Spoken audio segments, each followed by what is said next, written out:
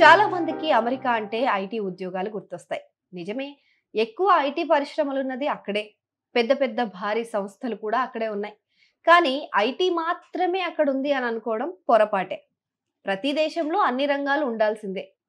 అక్కడ ఐటీతో సంబంధం లేని ఉద్యోగాలు కూడా చాలానే ఉంటాయి. అమెరికాలో వృద్ధుల సంఖ్య చాలా ఎక్కువ పెరిగిపోతుంది. కానీ యువత తక్కువగా ఉన్నారక్కడ. అందుకే అక్కడ అన్ని రంగాల్లో పనిచేయడానికి యంగ్ ఎంప్లాయీస్ చాలా అవసరం.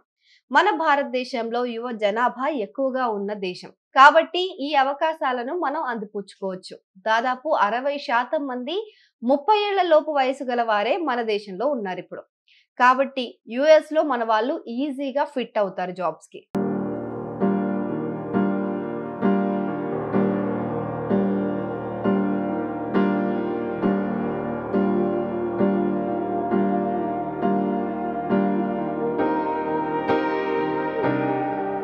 మరి ఐటీ కాకుండా అమెరికాలో ఇంకేం ఉద్యోగాలు అందుబాటులో ఉన్నాయి?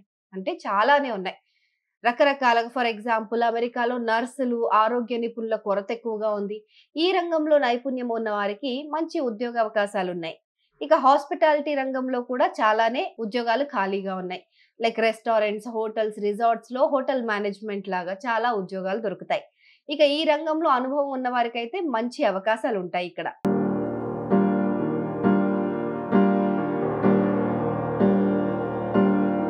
ఇక వెల్డింగ్, ఎలక్ట్రీషియన్, ప్లంబింగ్ వంటి పనులకు కూడా నిపుణుల కొరత ఉంది అమెరికాలో. ఈ పనులు తెలిసిన వారికి అమెరికాలో మంచి జీతం దొరుకుతుంది. అంతేకాదు అమెరికా వ్యవసాయ రంగంలో కూడా వివిధ రకాల ఉద్యోగాలు అందుబాటులో ఉన్నాయి. అయితే ఐటీ ఉద్యోగాలకు వెళ్ళే వాళ్ళు హెచ్-1బీ వీసాల కోసం అప్లై చేసుకుంటూ ఉంటారు. వాళ్ళ కంపెనీలు వాళ్ళకి హెచ్-1బీ వీసాలు ప్రొవైడ్ చేస్తాయి. మరి నాన్ ఐటీ వీసాలు ఏంటి అనంటే ఏ పనికి ఏ వీసా ఇస్తారో కూడా మనం తెలుసుకోవాలి. అమెరికాలో ఉద్యోగం చేయాలంటే వీసా తప్పనిసరి. అదైతే అందరికీ క్లియర్. కొన్ని ముఖ్యమైన వీసాలుంటాయి. అవేంటంటే హెచ్-2ఏ వీసా. ఇది వ్యవసాయ పనులకు ఉపయోగిస్తారు. పనుల కోసం వెళ్ళేవాళ్ళు ఈ వీసాను తీసుకుంటారు. ఇక హెచ్-2బీ వీసా ఉంటుంది. ఇది హాస్పిటాలిటీ, రెస్టారెంట్‌లో పనిచేసే వాళ్ళకి ఇస్తారనమాట. ఇక ఎల్-1 వీసా అనేదుంటుంది. ఇది ఒకే కంపెనీలో ఒకే బ్రాంచ్ నుంచి మరొక బ్రాంచ్‌కు మారడానికి.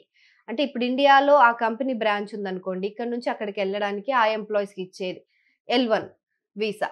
ఇక ఓ-1 వీసా అత్యుత్తమ ప్రతిభ ఉన్నవారికి ఇచ్చేవన్నమాట. అంటే సూపర్ స్కిల్డ్ డిఫరెంట్ స్కిల్స్ ఏవన్నా ఉంటే ఆ స్కిల్స్‌ని ఉపయోగించడం లైక్ రిసర్చ్, సైన్స్ ఇలాంటి వాటిల్లో మీకు ప్రత్యేకమైన ఒక టాలెంట్ ఉంటే దానికి సంబంధించి ఈ ఓ-1 వీసాని పొందొచ్చు. మనం అక్కడికెళ్ళి అక్కడ చేస్తాము అని ఒప్పిస్తే. సో, ఇలాంటి వీసాలుంటాయన్నమాట. ఇంకా అమెరికాలో వీసా రూల్స్ చాలా కఠినంగా మారుతున్నాయి ఈ సమయంలో.